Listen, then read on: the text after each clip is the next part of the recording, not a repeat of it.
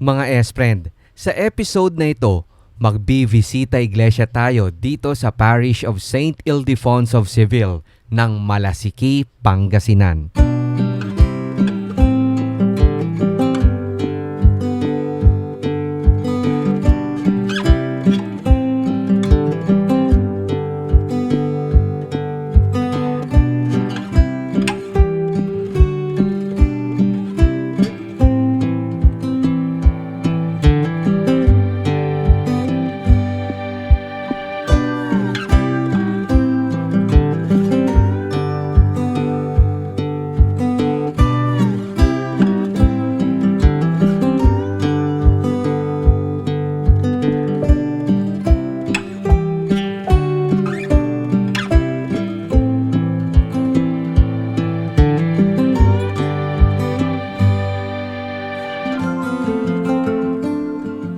Bago maitayo ang kasalukuyang itsura ng simbahan ni San Ildefonso sa bayan ng Malasiki, alam nyo ba mga S-Friend na as early as 1650s na itala ang pinakaunang simbahan ng bayan?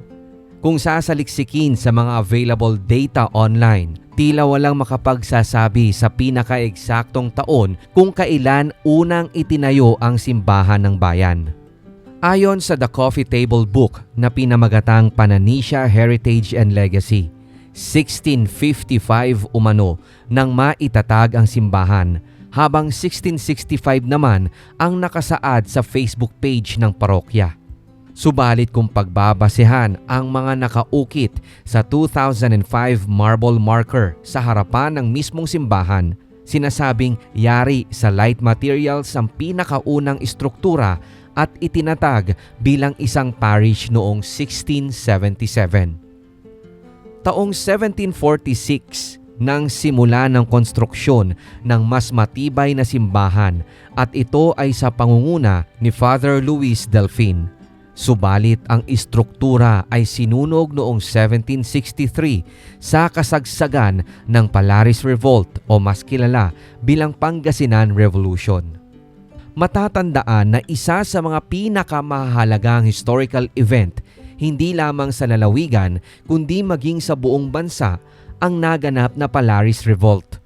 Sa tala, nagsimula ito noong 1762 sa pangunguna ni Juan de la Cruz Palaris na tubong Binalatongan na ngayon ay kilala bilang lungsod ng San Carlos.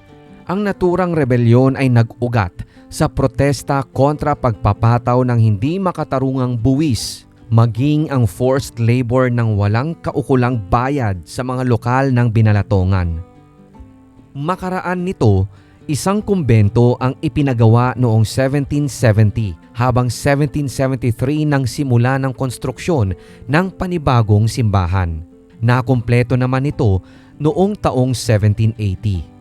Subalit kasama ang mga ito sa mga naabo matapos ang malawakang sunog sa bayan noong February 29, 1820.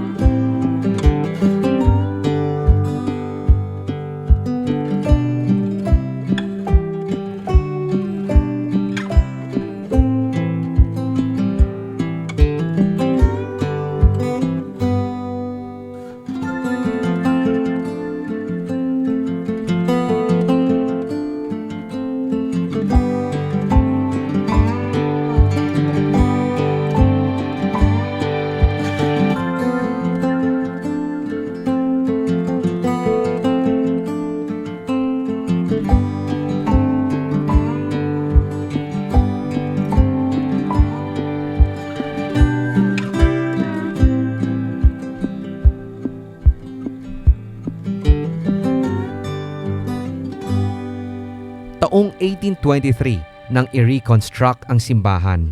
Sa panahon ni Father Francisco Tresera, natapos ang pagpapatayo ng bell tower noong 1863. Taong 1873 naman nang muli ay nasunog ang simbahan. Nagtayo ang mga otoridad ng parokya ng Provisional Church and Convent na nagtagal ng hanggang 1880 makaraang mag-crack hanggang sa tuluyang mag-collapse ang mga dingding nito dulot ng malakas na lindol sa parehong taon. Ito rin ang nagsilbing dahilan sa pagkakatatag ng pansamantalang istrukturang magsisilbing chapel noong 1882 sa pamamagitan naman ni Father Jose Maria Vitrian. Taong 1885 nang matapos ang sumunod na konstruksyon ng simbahan sa pangunguna ni Father Juan Cardaba.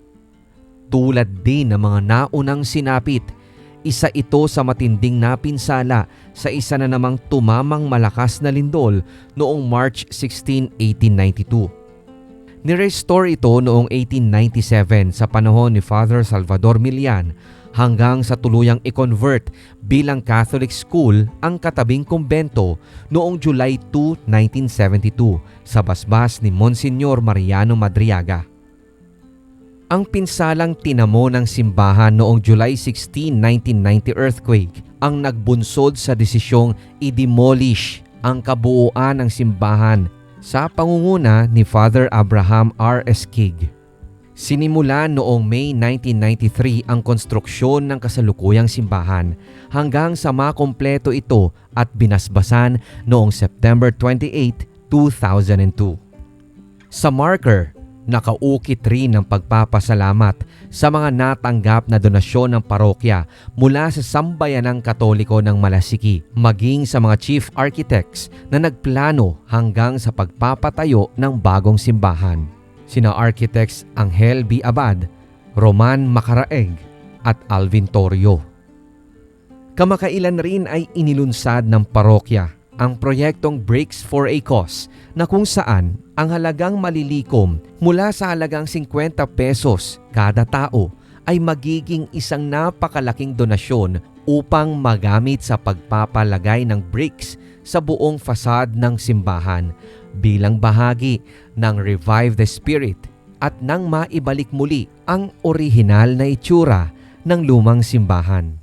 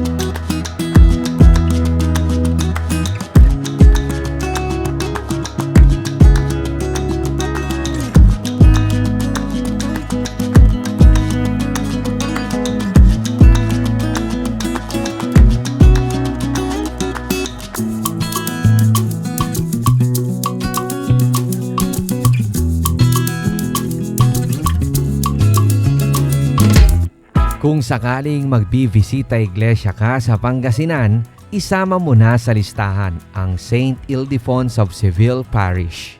More virtual tour and exploration videos coming soon, kaya tutok ka lamang S-Friend dito sa Urbex PH Placado TV YouTube channel at maging sa ating Facebook page. Maraming salamat sa panonood at pagsishare. Ako pong muli si Rico Loco, hanggang sa susunod na video.